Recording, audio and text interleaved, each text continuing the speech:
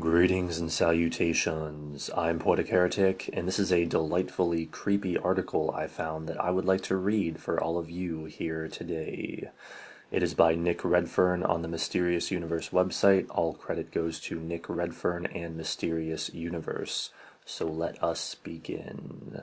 It is entitled A Monster That Haunts the Roads. Around 1910, a distinctly strange and macabre saga began on what today is the B3212 road, in the vicinity of the English villages of Post Bridge and Two Bridges. Both locales are situated amid the 368 square mile mass of sprawling, mysterious Devon moorland known famously as Dartmoor. It was the foggy and boggy setting for Arthur Conan Doyle's classic Sherlock Holmes novel The Hound of the Baskervilles. In a highly disturbing fashion, a monstrous and unidentified force has time and again violently lashed out at unwary drivers passing through Post Bridge and Two Bridges. In one case, it reportedly even resulted in a tragic death for an unfortunate road user. It has become known as the phenomenon of the hairy hands. It's a subject that I have previously written about here at Mysterious Universe.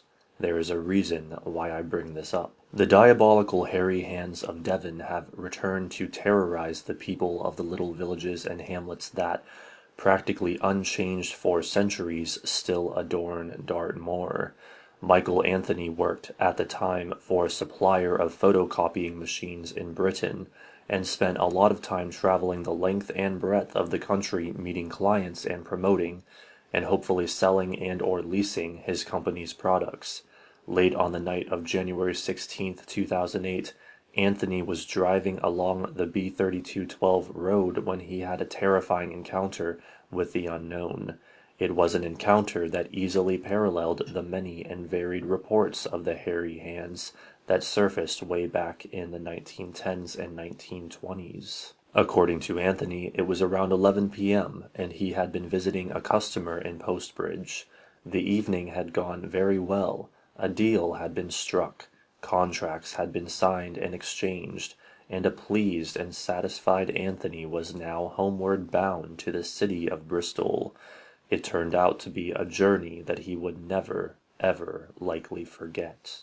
Anthony had barely left Postbridge when his skin began to feel distinctly cold and clammy, and a sense of dread and fear completely enveloped him.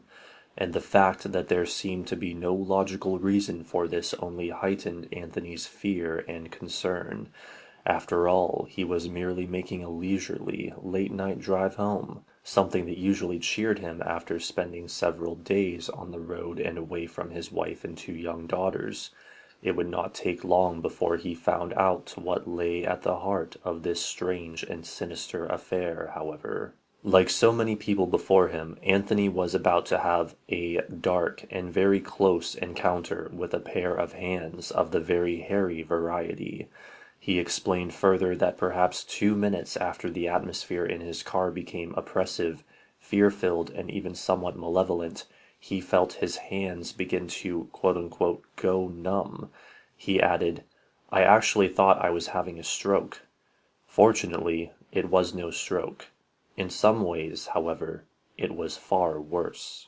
Anthony could only look on in both complete horror and disbelief as, just as had been the case so many decades earlier, a very large pair of hair-covered hands, or paws, as he intriguingly described them, encased his own hands, and then suddenly attempted to forcibly steer the car towards the edge of the road, and skidded onto the cold, moonlit moors.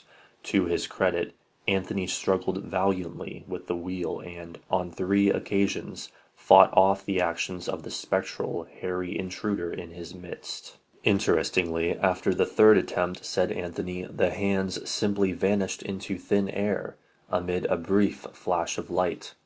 The shaken driver floored the accelerator and did not stop until he reached one of the service stations on the M5 motorway.